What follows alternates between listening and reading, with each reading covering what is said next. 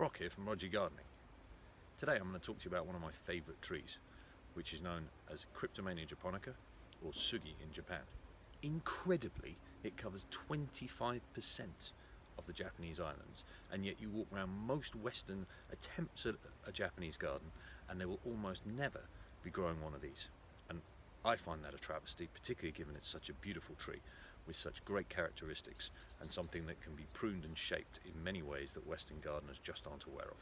Hopefully I'm going to be able to change that view for you today and make sure that by the end of this you definitely want to grow a Cryptomeria Japonica in your garden, and the species, not the readily available Western varieties of elegans and globulus nana.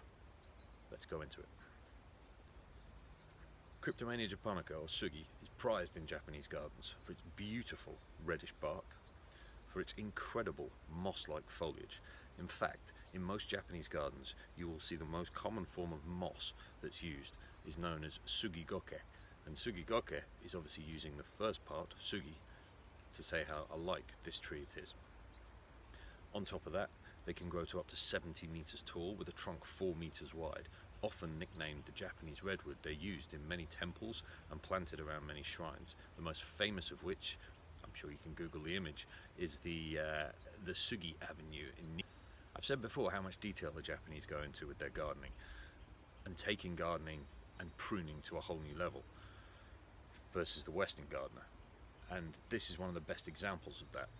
And the reason why this tree is one of the best examples of it is that Cryptomeria Japonica is one of the few conifers that will sprout new growth from old growth, and that makes it very, very valuable to the Japanese gardener, in particular for Japanese builders. I'll go into some detail in my next video about style of pruning which they use Cryptomeria Japonica for, called Daisugi, and it's done in order to create some perfectly straight, non-bird poles of beautiful reddish tinged wood, which is highly water resistant, highly resistant to insects, and highly prized within the Japanese construction industry. I personally think the Daisugi style on its own is beautiful and can create some wonderful shapes, particularly in a Japanese garden where you can recreate that landscape feeling of a mountain.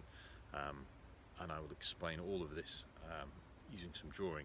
If you can get a hold of them, you should definitely be growing them in your garden, and ideally you should be growing the species.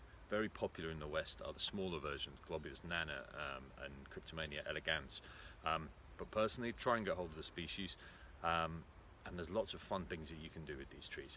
The main question I get though very often is, why is my tree going brown? So today I just thought I would explain to you that when you buy them, and particularly when they're young, they are very likely to turn brown in a Western winter. And here's the main reason.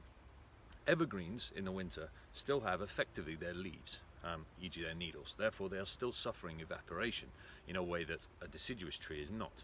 As a result of this, what they're very, very common thing that you'll see is they'll get something called wind burn, where basically the wind increases the pace of evaporation and often the ground will be frozen, meaning that the tree can't get enough nutrients or enough moisture to its roots. And what you can see in really, really severe cases is the tree will actually die.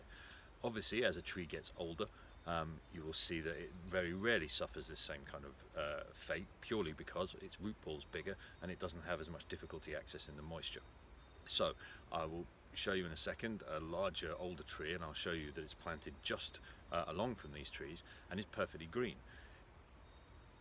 However, if you look at this tree, it's ever so slightly bronzed, ever so slightly. If I come back and show you this tree,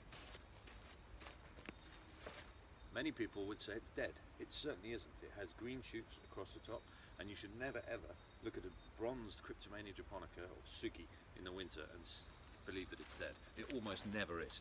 On severe cases, particularly in very small pots with particularly young trees, they can be killed by this, and I have had the odd example, but almost without fail they will come back green and strong in the spring.